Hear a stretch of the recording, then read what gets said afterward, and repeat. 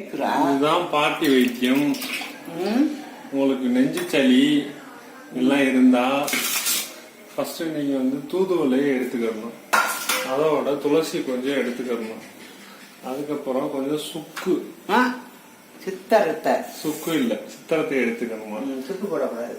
இந்த மூணையும் எடுத்து நல்லா அரைச்சு வச்சுக்கணும். அதுக்கப்புறம் இந்த இருக்கு பாருங்க, இந்த மாதிரி ஒரு மண் சட்டியில மேடம் அவங்க அந்த கற்பூர வள்ளிய இது பண்றாங்க, லைட்டா வதக்குறாங்க. அதுக்கப்புறம் என்ன பண்றாங்கன்னா, லைட்டா வதக்குன பிறகு அதோட இந்த இதையும் இலையும் போட்டு அரைச்சு தேன் கலந்து கொடுக்குறாங்க. இதுதான் மார்பக சளி, நெஞ்சு சளி எல்லாத்தையும் அமைக்கிறது. இது ஒரு பாட்டி வைத்தியம். இந்த பாட்டி பேரு ராமாமிர்தம். பாட்டிக்கு எல்லா மருந்து வகையும் தெரியும்.